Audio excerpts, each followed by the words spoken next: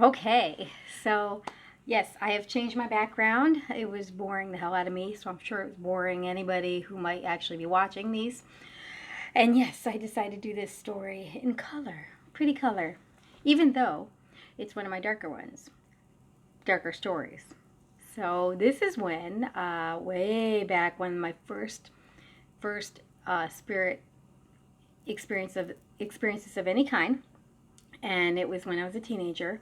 Now, mind you, this house, we were raised Catholic, so we didn't believe in any of this stuff to begin with. Okay, we weren't supposed to, but this house had a lot of spirit and energy and things going on, and none of us talked about it because we all each thought we were crazy, probably, and we didn't have anybody to talk to. So, as we got into teenage years, my older sister had some experiences in a room and she wanted to swap, which I don't blame her. I was having problems in my own room, but we weren't really discussing the severity of our problems. We were just saying things were happening. So I took her room, and this is what happened in my room. She has her own story of what happened in that room, and she can tell it someday if she ever wants to. So I don't know how she wants to do that, but yeah. So, okay, what happened for me? Now, when I would go to bed, I always would pray to God and I would do gratitude and my own little prayers to God. Now, I would have in this house, in my mind's eye, I would see spirits walking in and out. And every once in a while, I would see some that would try to talk to me and everything, and I would just tell them to go away. Now, I do remember one specific guy. He was, like middle aged, brown hair, beard, nothing scary, just a normal guy. And I just remember I'm laying on my side praying, and all of a sudden in my mind's eye, I saw him go, "Hi." He just walked up like that. Freaked me to freak out, as you can imagine. And I'm like, "Get the F away from me." You know what I mean? And he went, "Okay." And I scared him, I guess. And he just left and never bothered me again. But I would have this constant runway of spirits. Now, there was something dark in the corner of my room. I could feel it. I could sense it. Now, me and my friend, who was at that time in high school, she was a medium too, or she is a medium. And now we talked about what we each saw, and we basically saw the same thing. It was like 3 foot high, hooded, like in a black cloak. You couldn't see a face, just a grin. That's it. A wicked, mean grin, and that was about it. This thing gave off a feminine energy. Now, I'm not going to say it was a woman or a man or anything like that. Energy sometimes gives off masculine or feminine. It's not like it's a male or female. And anybody in this understands what I'm saying. So she wasn't female. She just it had a more feminine energy to it. So she's in my room. She didn't do much, just hovered and like watched me. I felt like now she was feeding off me because the chaos of the house at the time, teenage girls, hormones, all that. And on top of that, I'm a medium, so I'm like a big feeding station basically. So one day, my friend, after I met her and we were doing our own spiritual stuff, and she was teaching me about channeling and angels and guides and things like that, we decided to come to my room. And I told her about something in there, but I didn't tell where. I didn't tell her what it looked like. I just told her something was in my room. When she came that night, she immediately picked up on where it was, what it looked like, and she nailed it. It was the corner of the room that I always sensed it at. Okay. Oh, right before this story gets told, one night, one of the many things that happened in that room is I was laying there doing my prayers, and I heard, like that. And I'm like, okay, I'm going to continue with my prayers. I kept praying to God and everything, protection, all that kind of stuff. And then I would hear, and it sounded like a very feminine voice. And I would just ignore it, and then I heard it again, and I'm going, okay, it's just vents. It's somebody talking in the basement. It's somebody talking on another floor, and I'm just hearing the sounds coming through the floor, through the vent, even though it was just like one thing. Well, by the fourth or fifth time, it was clear as day, and it went, Sherry, like that. That's my name. I jumped up like a cartoon character. I was up and gone out of that room like you would not believe. Okay, that's the only time anything's ever called my name, ever. I ran halfway down the stairs and stopped. I don't know why, because I'm stupid, I guess. Back then, I definitely was. I just stopped, and I'm like, I'm crying. And my mom and my older sister, who had that room before me, were on the couch watching TV, and I'm crying, telling them. My mom is like, oh, oh no, you're just imagining. Oh, you're so right. No, no, that didn't really happen. Okay, my mom always told us it was in our heads and it was make believe. Okay, come to find out years later as adults, she was hearing and things too, like the talking of different people, but you couldn't quite make out what they were saying, always in different parts of the house. Okay, she just said that all that because she didn't want to scare us. Well, guess what? We were scared. We just didn't have anybody else to talk to. Thanks. I know she meant well, but So she's going, oh, it's just in your head, and you're just, oh, it's so funny. And meanwhile, my sister's going, I told you, I told you there was something in that room. And so I'm having two different reactions to what I'm saying while I'm bawling my eyes out, scared shitless.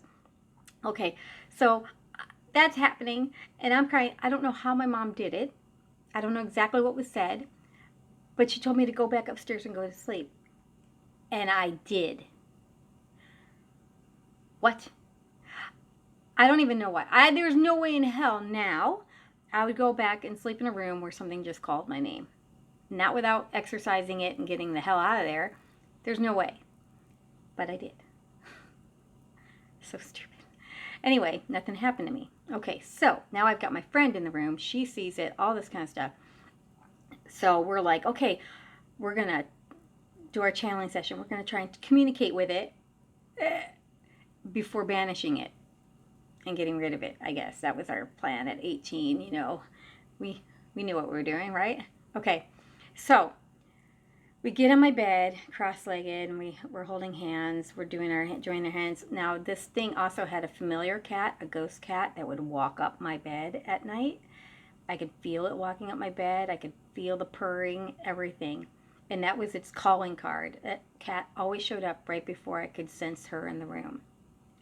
So I don't blame the cat. The cat was just a ghost cat. It was just a familiar to her, if that's the way you want to look at it. But I don't blame the cat for being evil or dark or anything. It was just a cat. Okay. So she's like, okay, well, let's try to communicate with it. And I'm like, okay. So we had our guides and our angels and everything with us.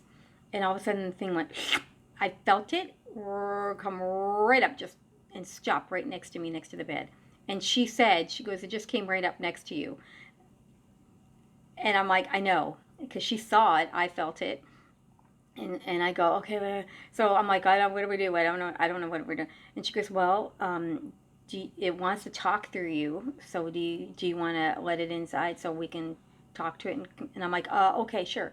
So as soon as I said, you can come inside me, I felt it. My whole side of my body that it touched as it was slowly coming in vibrated and with an electricity that I didn't even understand. It scared the shit out of me. And by the time it got halfway, I was like, I don't want it. And she's like, okay, stop it. We'll just stop it. And I'm like energetically pushing it away. Now the ghost cat had jumped in between us and was trying to monopolize me, keep me busy. What's weird, interesting, is what I was feeling, my friend was saying was happening. Like I felt it jump in the bed in the circle, and she goes, the ghost cat's here. Okay. And then I felt two little gentle paws touch me on my shoulders, and she goes, it just jumped up on you and is looking you in the face. And then I felt something lightly touch my arm, and she goes, its tail just touched your arm. And I'm like, there's no way. Well, she's reading my mind. Either way, all of it's fantastical, okay? So I'm like, okay, yeah, I know. She goes, it's just trying to keep you busy. Don't let it keep you busy. It's trying to keep you busy so this thing can come in. So we're pushing it away energetically, pushing the cat away. And meanwhile, a second one pops in the doorway. A little bit taller, not much taller, masculine energy to it. And when it popped in the doorway, my dog, which was sleeping on the landing downstairs, started barking and growling like crazy. My sister told me, my other sister told me later that it looked up the stairs as it was barking and growling. So yeah, I think it saw or felt the thing going up the stairs. Why it used the stairs and didn't pop in, I don't know. But my dog sensed it. And so it came in on the other side of the bed with us. So we got this, and a cat. And they're like trying to, so we're energetically pushing them all away, asking the guides and angels for help, and, like pushing them away. And she goes, we need to create a portal and shove them through the portal. And I'm like, all right, fine. So I go, how about my closet? So we're like, okay. So we open up a portal in our mind's eye, and we just start energetically shoving them in. Okay, I can feel her doing this, like energetically, just doing everything she can to hold on, and him too, or, like they're, but we just shoved them in, closed it, sealed it, they were gone. We're like, whew, I don't know what that was, but wow, we did that. We did that. Oh my God, that's amazing. So that was an amazing experience for me. So we thought, boom, they're gone forever. Okay. Nothing happened for years. Joined the Air Force, moved out, got out of the Air Force, was living in Texas in San Antonio at the time, and I got this phone call that from my little sister, who was living in the house with my parents at the time with her kids. She had a 5-year-old daughter and I think a baby at that time, toddler. And she was like, there's weird music coming from that closet. And she named my closet the last time I was in there. And she was like, everybody's heard this weird music coming from it. And then she said the last time her daughter was in the room playing, that something called her daughter's name. And I'm like, oh my God. We didn't get rid of it. We locked them in the closet. Oh my God. So it wants out. It's trying. I'm like, I cannot let that little girl. She can't. She's too young. None of them know what they're doing. I've already had life experience. I've been doing spirit. I've been reading. So I felt capable to get rid of this thing, and I was ready to get rid of this thing. I thought it was gone, but so I decided, you know what? I'm going to call it to me and let it out of the closet and banish it. And that's what I did. I was into Wicca at that time, witchcraft. So I did this little ceremony, and I opened the closet, and I commanded it to come to me. And I just sat back and waited. Now, mind you, I have a cat at this time who was all white, and he was my familiar. I've never had a cat like this before or since. He was my familiar. I can't explain it. It was just special. It was like a person in a cat body. He was like my son, my first son. So, and I think this is all fortuitous for why I had a cat like that at that time to deal with this lady. It's just crazy. So anyway, 2 days go by or so, and we're laying in bed, and I felt a cat jump on the bed. Just felt it crawl up, and I knew right away that was not my cat. That was her cat. I knew it, and I knew she was there. She had come, and I could feel her in a corner of the room, a dark corner of the room, waiting. And I'm like, all right then, got it. And then my husband all of a sudden pops awake and looks around, and he goes, well, that's weird. I thought I felt a cat jump on the bed. I'm like, thank you, Spirit. I got it. I think they've just let me know, validation, that I felt what I felt. It's like, okay. So the next day I got my circle, I got my stuff, and my video is about to die. Stop this really quick because my video is acting up. So I was into spell casting. I did my circle, I did my spells, and I called on my angels and guides to help me. And as I'm doing my magic and my banishing, I opened up my eyes and I see my white cat had joined the circle. My white cat had actually joined in on its own. You can't make a cat do what it doesn't want to do. So he had joined and was just staring at me while we were doing this, and I could feel the power of it, me and my familiar versus her and her familiar.